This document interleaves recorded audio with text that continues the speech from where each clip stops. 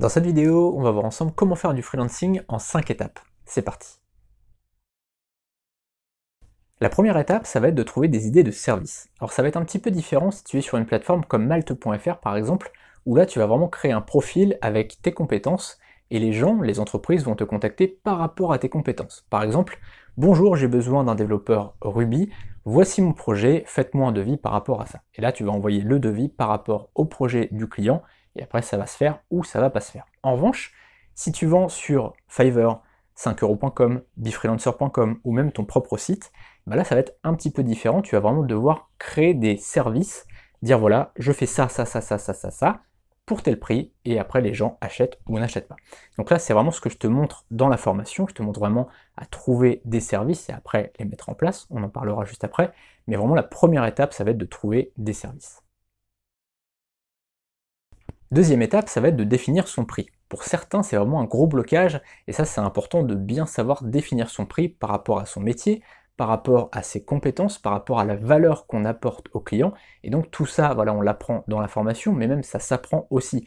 Définir son taux journalier moyen, fixer son prix par rapport à ce qu'on veut gagner, par rapport aux outils qu'on utilise, par rapport aux dépenses qu'on a, etc.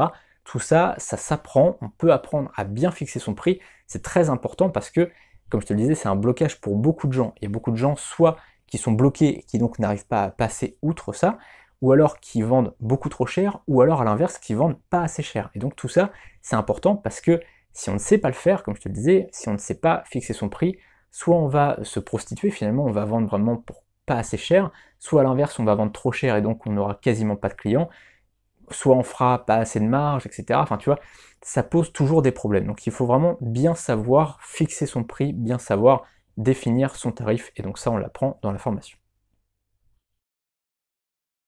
Ensuite, il faut savoir où vendre. Où est-ce que je vais pouvoir vendre mes services? Alors évidemment, dans tous les cas, tu vas pouvoir vendre sur ton propre site, ça c'est très important à savoir, mais après, tu peux très bien utiliser des plateformes. Et ça, c'est ce que je te recommande si aujourd'hui tu démarres, si tu débutes dans ton activité de freelance, utilise des plateformes. Et ça, les plateformes, il y a des plateformes généralistes et des plateformes spécialistes. Et donc, tu vas devoir choisir en fonction de ce que tu veux finalement, dans quel métier déjà tu es, et donc par rapport à ça, tu vas pouvoir déjà choisir certaines plateformes.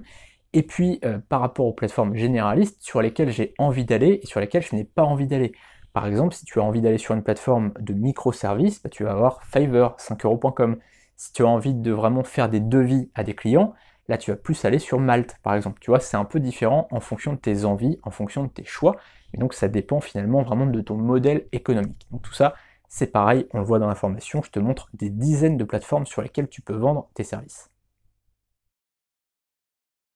Ensuite, il est temps d'aller vendre sur ces plateformes ou de vendre sur son propre site. Et donc, pour vendre sur son propre site, il faut savoir le mettre en place. Donc ça, je vais te montrer dans la formation comment vendre sur les plateformes. Donc je te montrerai 5euros.com et Befreelancer.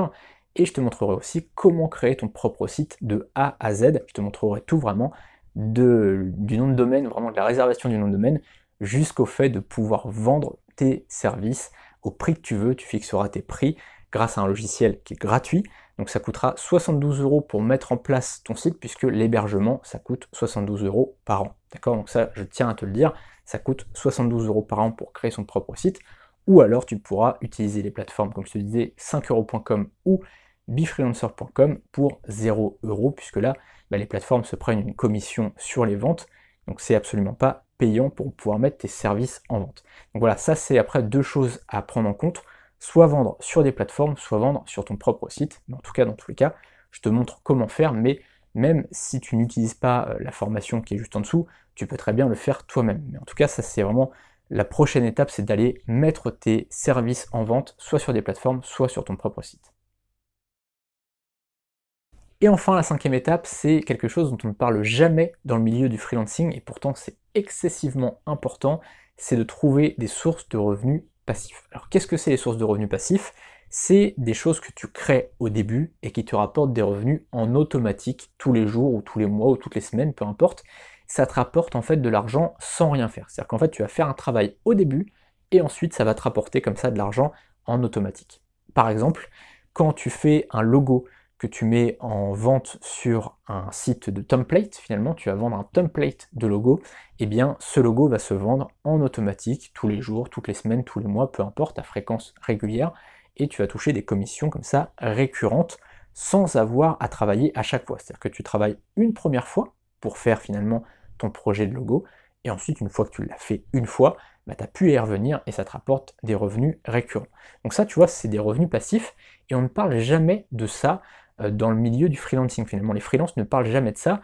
Tu as l'impression que pour les freelances, il faut vraiment échanger du temps contre de l'argent, il n'y a que ça qui compte. Mais non, c'est important aussi de développer des sources de revenus passifs, sinon franchement tu ne peux pas te libérer de temps. C'est très important d'ailleurs pour avoir des revenus plus importants, si aujourd'hui tu veux avoir un peu plus de revenus, et puis aussi pour avoir une tranquillité d'esprit.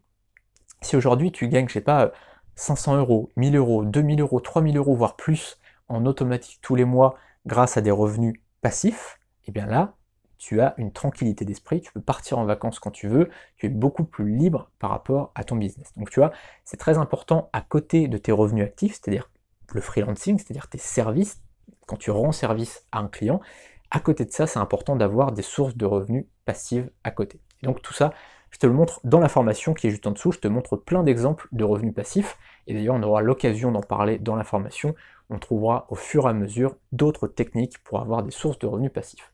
On se retrouve donc tout de suite sur la formation si ça t'intéresse, et demain pour la prochaine vidéo, n'hésite pas à poser toutes tes questions sous la vidéo, si tu en as, j'y répondrai le plus vite possible. Salut!